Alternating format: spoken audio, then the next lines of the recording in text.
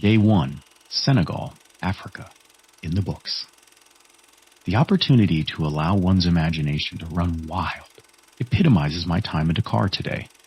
From an exchange with a Senegalese mother with her young son as tradesmen on horseback scampered by, to the president of Senegal in his motorcade driving past me to attend a televised summit for World Water Day, to a 2-hour interview on a rooftop overlooking the ocean, to a dinner in a secret alley, I think I've quickly experienced the essence of a kind, gentle, and eternally optimistic people. Day 2. The level of observed food and water insecurity is indescribable, yet I don't witness visible despair. The gentleness of the Senegalese is palpable, and it makes me reflect on our American ideals of needs and wants. I wish that I could share all of these experiences with those of you interested in my trip. Day 3. We packed up and headed to Les Foyers, a home for young girls and women, 145 currently to be exact, to gain an understanding for the vibrant ecosystem established to combat child marriage and prop up dreams once relegated to local agriculture, marriage, and motherhood, at an age most Western females are just beginning to dream of college and career. I met some of the girls, teachers, and the director, with whom entertained my questions with grace, shallow breath at times, and punches of verbal passion for a life destined to help the upcoming generations. Day 4. Today I revisited my young self as the African sun guided me, barefoot, across the Gambia River. There was nothing to fear.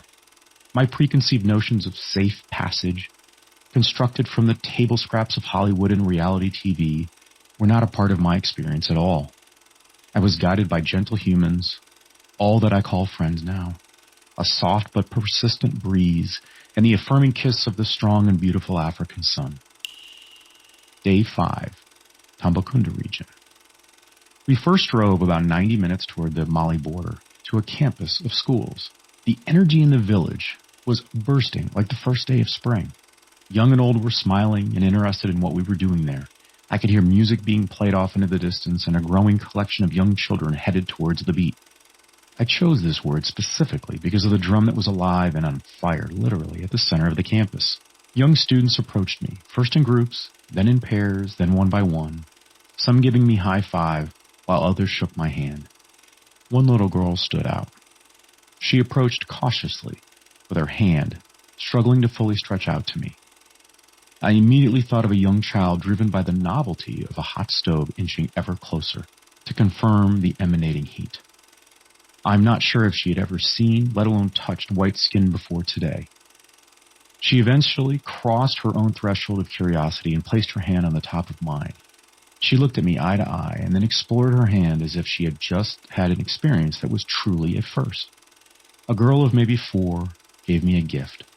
She confirmed my existence through human touch, and that truly is what we were all looking for, to be seen for who we really are.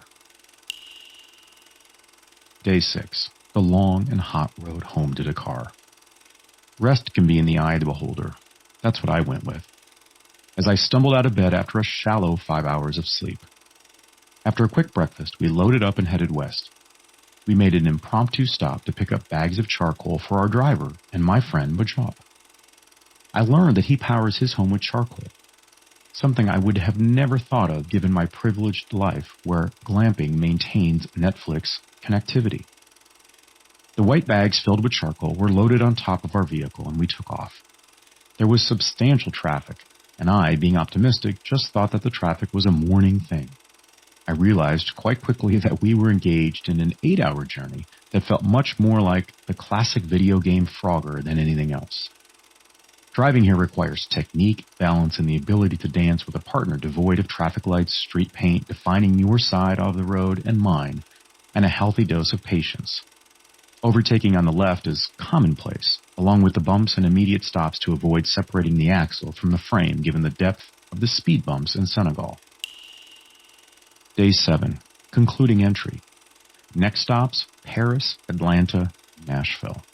For some reason, though, I am struggling to put into words a post that represents the nuance, the wonderment, and wide-eyed moments I have been blessed to experience this week across Senegal.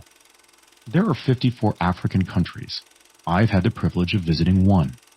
And while one country cannot define a nation, It can, however, welcome one to the possibilities of an entire continent.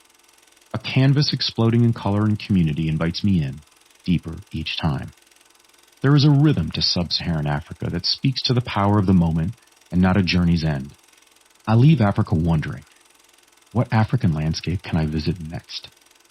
May those reading this concluding post be afforded the opportunity to explore and experience new horizons with the awe of a child once more. Respectfully, Rod.